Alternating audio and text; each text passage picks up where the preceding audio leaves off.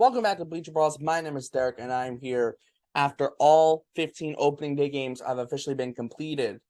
And that means it's time for some takeaways on every single opening day game. These will either be a takeaway from the game, a reaction from something that happened, an overreaction, a hot take, something anywhere in between all of those things.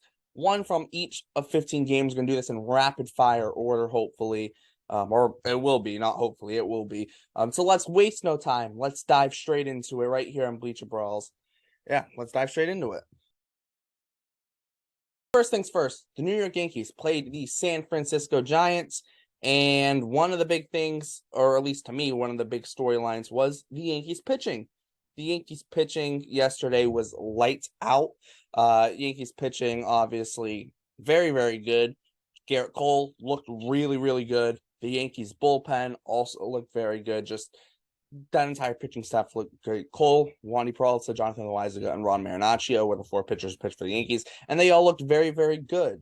The Atlanta Braves, can they stay healthy? That's a big question mark now because Max Fried went out on opening day. He was pitching against the Nationals, and he got injured. Can he stay healthy? That is a big question for the Braves. Can the Braves stay healthy as a team? They've had some injuries last few years, whether it's Ozzie Albies, Ronald Acuna Jr., or other guys. So they want to be able to stay healthy. Max Fried going down, although it doesn't seem like it'll be a long-term injury, it's still a little bit worrisome. Next up, the next game was the Chicago Cubs beating the Milwaukee Brewers, and boy, oh boy, did Marcus Stroman look good. I understand it was a little bit of a big strike zone from the umpire, but it's both ways. If it's same strike zone for both teams, you got to adjust, right?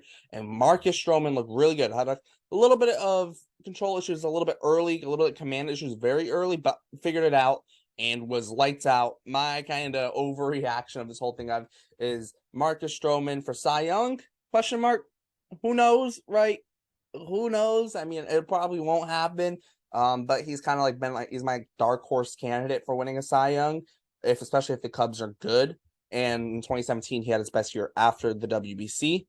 He's after the WBC again this year. Can he have another career year? We will see if Stroman can do that. Next up, the Baltimore Orioles beat the Boston Red Sox, and Adley Rutschman had himself a day. 5 for 5, although maybe one of those hits will get turned into an error on Rafael Devers. We'll see. But it reached base 6 times, 5 hits, 1 walk, and his first at bat was a home run. So big game for Adley Rutschman.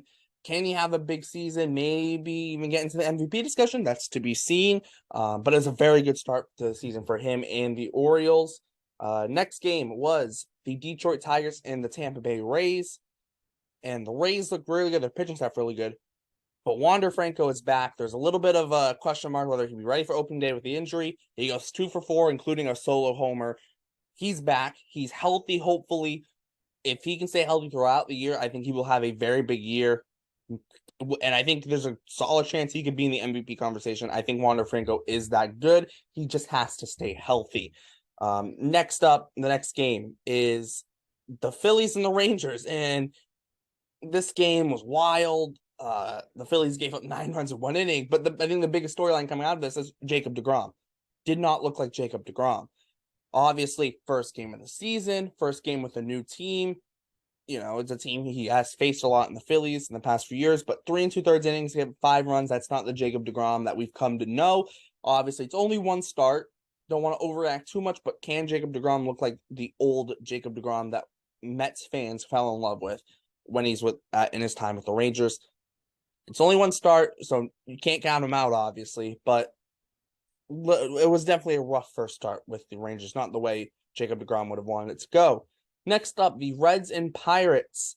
Very interesting game. I think the one takeaway, Hunter Green still throws extremely hard, but still very inconsistent. He'll have games where he looks dominant for 5 innings, or have a game like today where he gives up a few runs on 3 innings, 3 and some change, and gets taken out, right? Hitting 102, 101, 102 consistently as a start. It's great and all, but you got to get guys out, and he has had struggles with that. So throwing hard is great, but can he get guys out consistently over starts and not have these up and downs and hills and peaks and valleys and all that? Can we get a consistent Hunter Green for full season?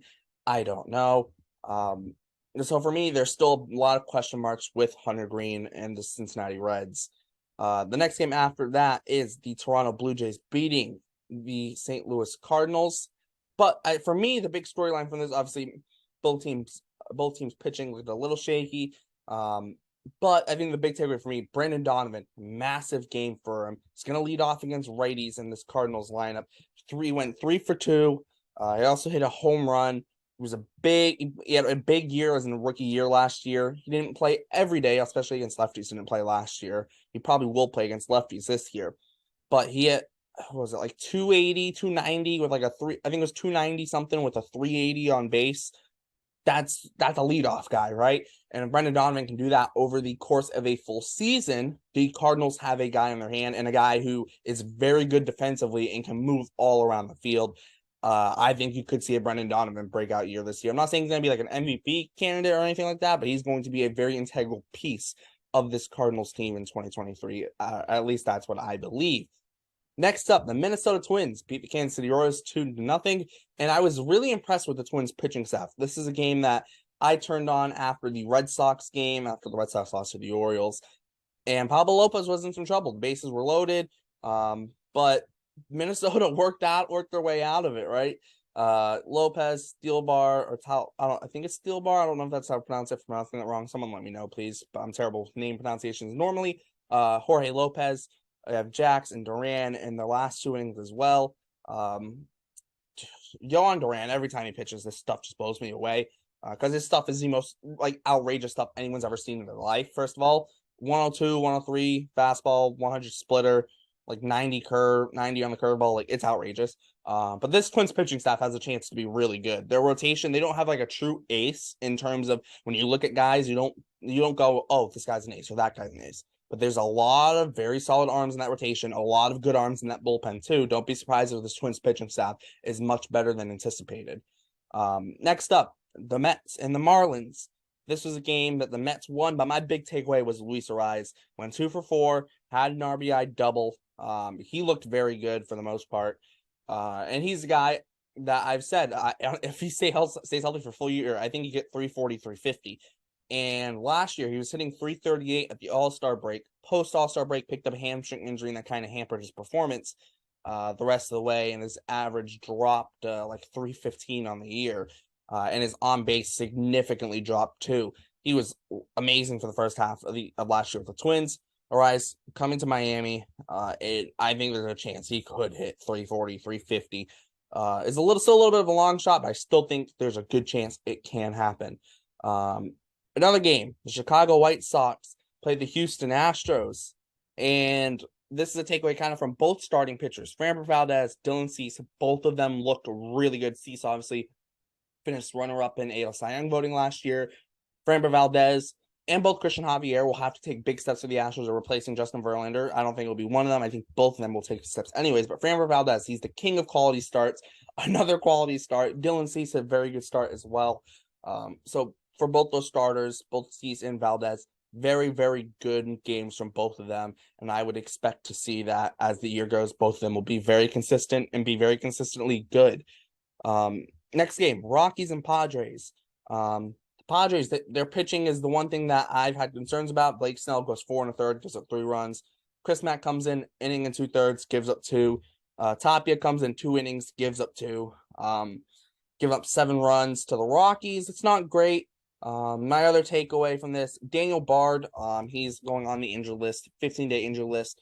And for Red Sox fans, when Daniel Bard comes out and says, I'm going on the injured list for anxiety, and I think he did mention it was like kind of Gips related. For Red Sox fans like myself, that we go, oh crap, that's really worrisome for him because we know the struggles he had when he was with the Red Sox. So we hope the best for Daniel Bard. We hope he can get back out on that baseball field as soon as possible and perform like he did last year because he was very good for the Rockies last year. So we hope to see him on the baseball field at some point. In 2023, hopefully. And hopefully somewhat soon too, because he was really good last year. Next up is the LA Angels. They hate Shohei Ohtani. They hate Mike Trout. You look at this Angels team, like, you should not lose the Astros 2-1 on opening day, especially when Ohtani pitches and he goes 6 innings without giving up a run, 10 strikeouts, also gives a hit and gets on base with another time with a walk. So 500 on base for him in this game, and you don't win. You have no production, essentially no production offensively, and you lost to the A's 2-1 opening day. You had a 1-0 lead going into the eighth. There was going into the bottom of the eighth, and you let the A's, score two. The Angels, I think they legitimately hate Ohtani and Trout and just want to ruin their careers at this point because, I don't know how much do the two of them have to do to even win a game? Obviously, come on, it's so outrageous. So that's upsetting. Next up, Dodgers and D-backs. It was an important game. I felt this way about James Outman for a little bit. I felt he could be an everyday player for this Dodgers team heading into this year, and Outman had a very good game. 2 for 3, including a home run, and he also drew a walk, got on base 3 of his 4 plate appearances. Very good game from Outman, also played center field. Overall, just a very good game from James Outman. And I know he's in the 8th spot in the lineup, so he's definitely down there in the lineup. He's not hitting cleanup or anything like that, but I think he can be an everyday player for the Angels, or not the Angels, for the Dodgers. And my 2 LA teams mixed up. I think he can be an everyday player for the Dodgers and play a big maybe not play a big role, but be an important piece for them. Be a guy who can play every day for them, and be that kind of a guy who can bring some power to the bottom part of the lineup. I think that can be a big piece for the Dodgers. And last but not least, the Seattle Mariners play the Cleveland Guardians. The Mariners won 3-0 off the back of a Ty France 3-run homer in the 8th, which was the only run scoring of the game. The pitching staff, every single pitcher in this game besides James Karinchak was amazing for the most part, pretty much amazing. But the Mariners pitching staff, Luis Castillo goes 6 innings, only gives up 1 hit. Then Matt Brash comes in, 1 inning, only gives up 1 hit, and he made Jose Ramirez look stupid when he struck him out. Paul Sewell looked very good, 1 inning, no one on base. Andres Munoz did run into a tiny bit of trouble giving up 2 hits. A little bit of trouble there, giving up 2 hits, but he gets out of the 9th without giving up anything, without giving up any runs. And I think this Mariners pitching staff has a chance to be the best pitching staff in the big leagues. I think their rotation is amazing. I think you can make the argument 4 of their pitchers could win a Cy Young this year if they're performing at their best, with Luis Castillo, Logan Gilbert, Robbie Ray, and George Kirby. You have Brash in the bullpen. I really like Sewell, and Andres Munoz, I think, is going to take a step and be one of the best closers in baseball this year. The Mariners could have the best pitching staff in baseball in 2023. Bookmark everything I've said. You can come to me later in the season and just tell me I've just gotten everything wrong. But those were my kind of open day takeaways / hot take / overreaction / just what I got from the games. Let me know what you guys think. How did your team do on opening day? Let me know in the comments. Make sure to check out all our Bleacher Brawls links in the description. The Bleacher Brawls website, podcast, Instagram, and Twitter, plus all the crew's Twitters. We did our pendulum roundtable for the beginning of the 2023 season that went up here on the YouTube channel yesterday on opening day. So check that out in case you missed it. That's with our Red Sox and with our Yankees crew. And we discussed where the pendulum lies, where the beacon of the greatest rivalry in sports lies. So check that out. Make sure to like, subscribe, hit the notification bell so you know whenever we post. Thanks for tuning in to Bleacher Brawls. My name is Derek, and I'll see you next time.